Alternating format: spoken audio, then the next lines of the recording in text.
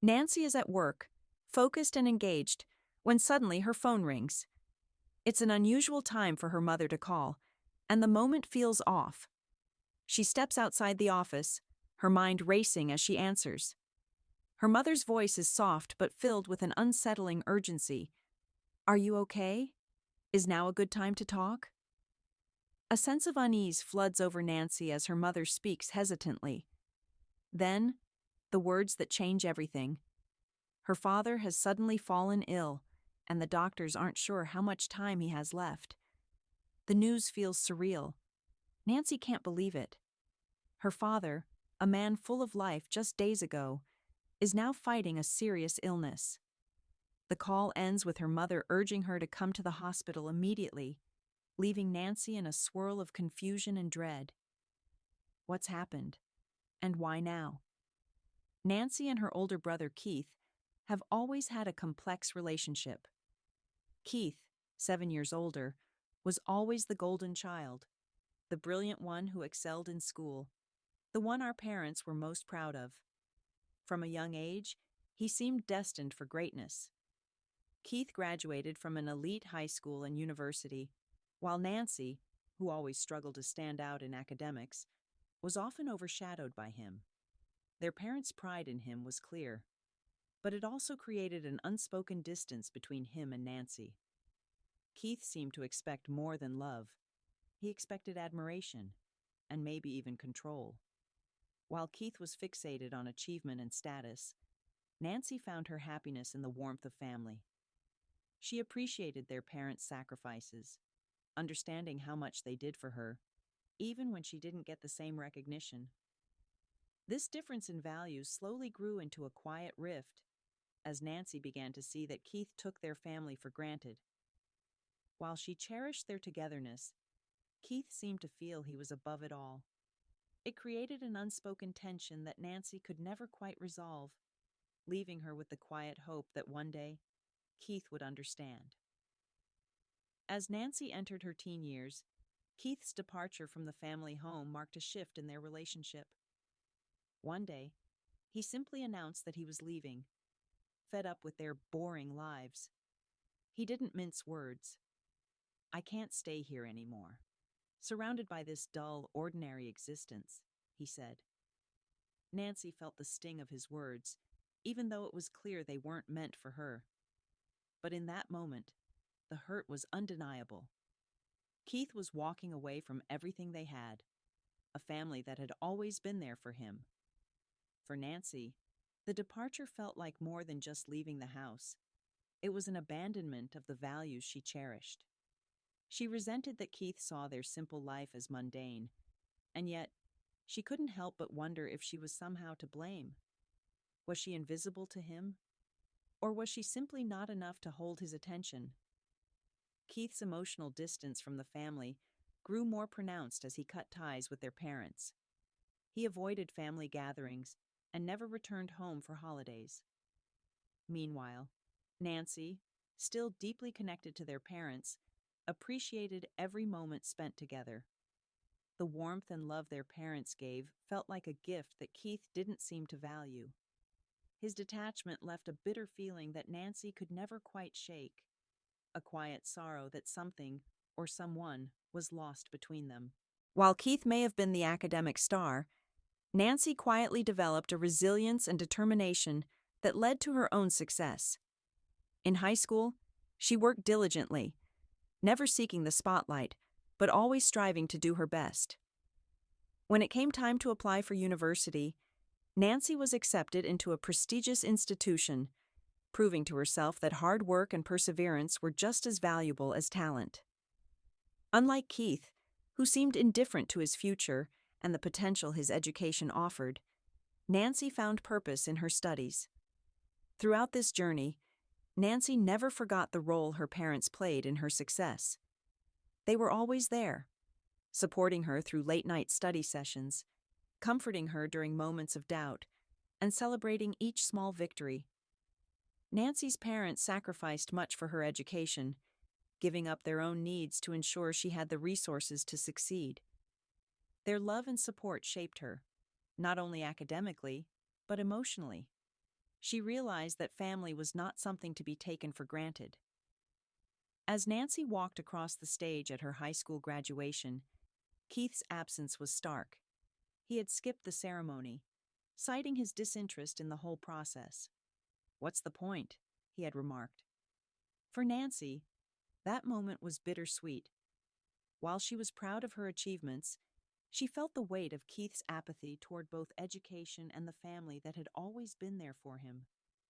It was clear that Keith no longer felt the same connection to their roots, and his attitude only deepened the divide between them.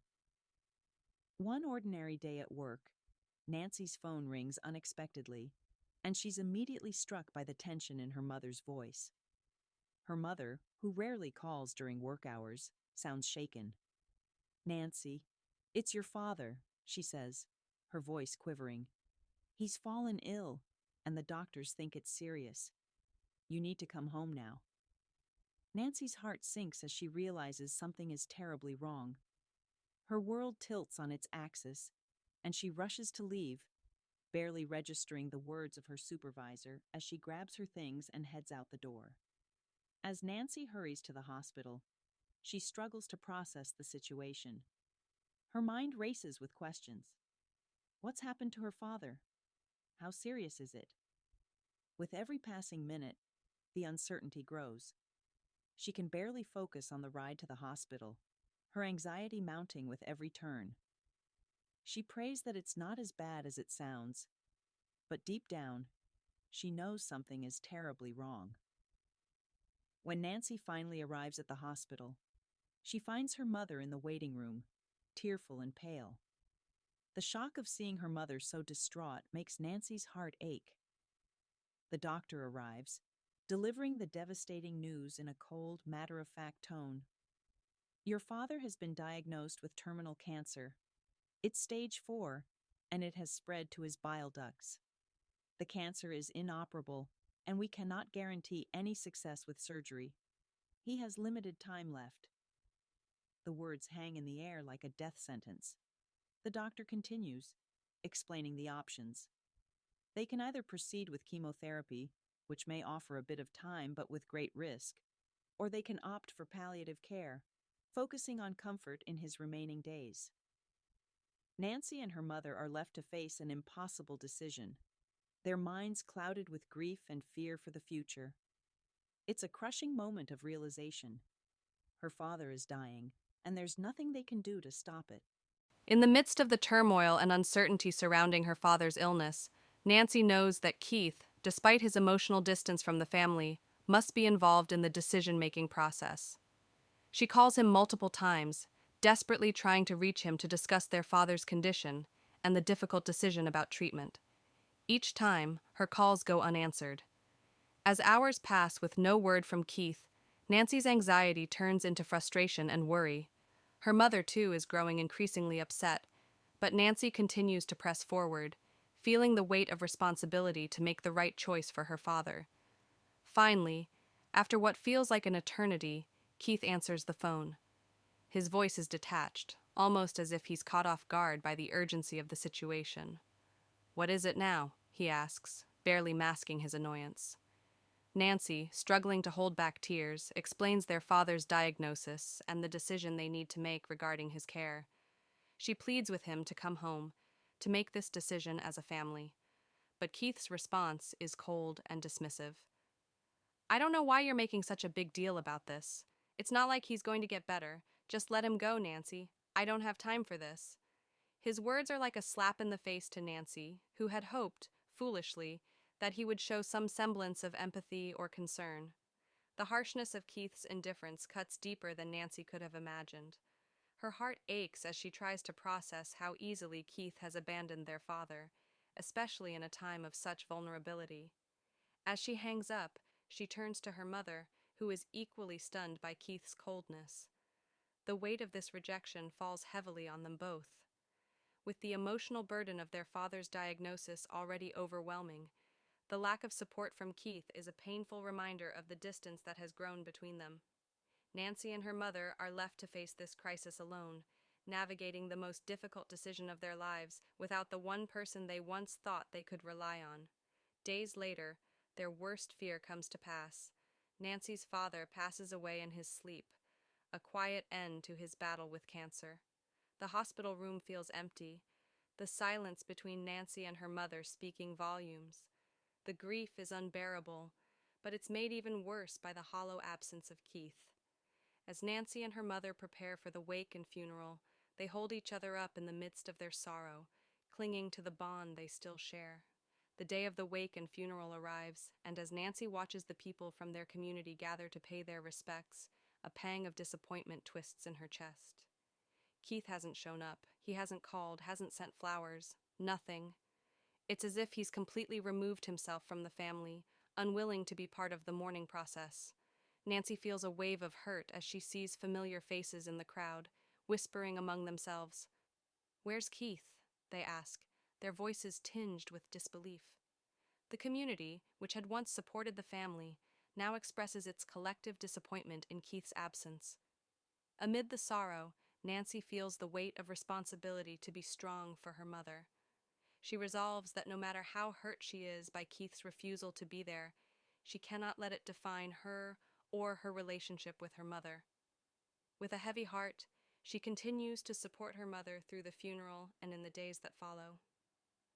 While grief consumes them both, Nancy steels herself to face the future with resolve, determined to heal and rebuild her life, even if that means doing so without Keith. Just days after the funeral, Nancy and her mother are still struggling to process their grief. The house feels empty, the silence haunting as they try to adjust to life without their father. Then, without warning, Keith returns. His presence is jarring. His cold, emotionless face only adds to the tension in the house. He doesn't come to apologize, doesn't acknowledge the loss in any meaningful way. Instead, he cuts straight to the point. "I need to know about the inheritance," he says bluntly, his tone demanding. Keith's sudden return, so soon after their father's funeral, is a shock to Nancy and her mother. His urgency, his complete lack of empathy for what they've just been through, is almost surreal. While Nancy and her mother are still reeling from their loss, Keith seems solely focused on his financial entitlement. The contrast between the emotional weight of the funeral and Keith's cold, transactional attitude leaves Nancy speechless. His indifference to their pain is staggering. Nancy's shock turns to anger as she listens to Keith demand answers. How could he, of all people, come barging in just days after their father's death, asking for his share of the inheritance without any concern for the emotional cost? The words he speaks, demanding his fair share, feel like a betrayal. Nancy's disbelief is palpable as she realizes that Keith's return has nothing to do with family, nothing to do with mourning their father. It's as if he's only concerned about his own interests. With clenched fists and tears welling up in her eyes, Nancy can no longer hold back the anger she's been suppressing for so long. Keith's audacity stirs something in her, and she knows that this time, things have changed. The family they once knew has been irreparably altered. The tension in the house reaches a boiling point when Keith, now fully fixated on the inheritance, begins to press Nancy for answers. He demands to know why their father's savings were moved to Nancy's name. As the conversation escalates, Nancy tries to explain that their father had made the decision years ago, trusting her to manage the finances. But Keith refuses to listen, his anger growing with each passing moment. His face flushes with frustration as he accuses Nancy of taking advantage of the situation. The argument turns bitter, with Keith calling Nancy selfish and accusing her of keeping everything for herself. Their mother, still grieving, is caught in the middle, trying to mediate but failing to calm Keith down. As the heated exchange continues, Nancy reflects on their father's final wishes. He had always believed in Nancy's ability to manage the family's finances, seeing her as someone who valued family above all else. Their father's decision to move the savings to her name was not done out of favoritism, but out of trust. However, Keith, unable to accept this, is enraged. His greed blinds him to the reasons behind their father's decision. He cannot comprehend that their father didn't view wealth and inheritance as the ultimate measure of success, and that he valued Nancy's loyalty and love over material possessions. As Keith continues to rant, Nancy's anger turns to cold realization. She begins to see her brother for who he truly is, a person driven by greed, entitlement, and an inability to appreciate anything beyond himself. The man who once claimed to want nothing to do with the family is now desperately clinging to what he thinks he is owed. In that moment, Nancy knows that their bond has been severed beyond repair. Keith is not the person she once looked up to, and his selfishness has finally revealed the true nature of their fractured relationship. In the midst of the turmoil and the emotional strain of dealing with Keith's demands, Nancy finds herself alone one afternoon, holding an unexpected letter. It's addressed to her, written in her mother's familiar handwriting. Her heart skips a beat as she carefully opens the envelope, sensing that it contains something significant. The weight of the moment doesn't escape her, and she feels a sense of calm wash over her, as though her mother's presence is still with her. As Nancy reads the letter, her mother's voice seems to speak directly to her, offering words of love, wisdom, and reassurance. The letter reveals that their mother, in her final years, had anticipated the family's difficulties and had made provisions to ensure that Nancy would manage the inheritance. It's not just about the money. Her mother's letter expresses her deep pride in Nancy's ability to carry on the family's legacy with warmth, kindness, and integrity. "You've always had a heart full of love," her mother writes, "and I know you'll do what's best for the family, just as you've always done." Nancy's emotions surge as she finishes reading the letter. Tears blur her vision, but this time, they are tears of gratitude. Her mother's foresight and trust in her are a bittersweet comfort in the midst of everything she has just endured. The letter serves as a final reminder of the values her mother held dear: love, loyalty, and family. It also reinforces Nancy's resolve. She knows without a doubt that she must protect her mother's legacy, not just for herself, but for the family they had built together. Keith may have his own motives, but Nancy understands the importance of preserving the warmth and love that their mother cherished. This letter cements her determination to honor her mother's wishes and protect the family's legacy, no matter what it takes. One afternoon, as Nancy is sorting through her father's belongings, she hears a knock at the door. She opens it to find Keith and his wife standing on the porch, their faces etched with determination. Without wasting time, Keith demands Nancy vacate the apartment immediately, claiming that he's entitled to his share of the inheritance. His wife stands beside him, offering no comfort, only a cold, calculating look. They make it clear that they expect Nancy to leave without further argument, as they believe they have every right to take over what they think is owed to them. In the face of their aggression, Nancy's initial shock turns into quiet strength. She stands tall, her mother's letter clutched tightly in her hand, as she begins to speak. Calmly but firmly, she tells them that the apartment and inheritance were her mother's wishes. She explains that her mother trusted her to manage the family's legacy, and she won't let anyone tear that apart. As Keith tries to interrupt, Nancy holds up the letter, making it clear that her mother's final words were meant to protect this home and preserve their family's values. The letter becomes her shield, and she doesn't back down. Keith's face turns red with frustration as he tries to argue, but his words become more desperate and laced with entitlement. He accuses Nancy of being selfish, for holding on to what he believes is his rightful inheritance. His wife chimes in with her own venomous comments, insinuating that Nancy is somehow trying to steal what is rightfully theirs. Nancy listens, her resolve only strengthening as she hears the greed and entitlement in their voices. Despite their insults and attempts to manipulate her, she remains calm and steady, refusing to let their toxic energy affect her. She knows this is the final test of her strength, and she will pass it. After the confrontation, Nancy is filled with a sense of clarity and peace. She has stood her ground, protected her family's legacy, and refused to let Keith's greed dictate her future. As the days pass, she takes the necessary steps to assert her independence, knowing she has made the right decision. She begins organizing the finances, taking charge of her life in a way she never had to before. The weight of her mother's wishes still lingers in her heart, but now it serves as motivation to move forward, not a burden. With each passing day, Nancy embraces her new life. She focuses on her career and personal growth, carving out space for herself in a world that once felt dictated by family obligations. The apartment, once a symbol of family ties, becomes a space of self-discovery and reflection.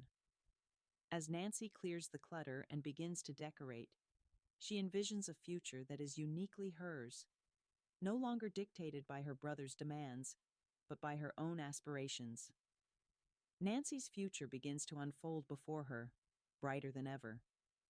She finds peace in her decision to preserve the family's legacy on her own terms, and over time, she begins to build a supportive relationship with someone who values her for who she is, not for what she can provide. Together, they create a life full of love, warmth, and happiness, in the same home her parents cherished. As she stands in the doorway, looking out at the horizon, Nancy feels the hope of a bright future, one where she can truly be herself.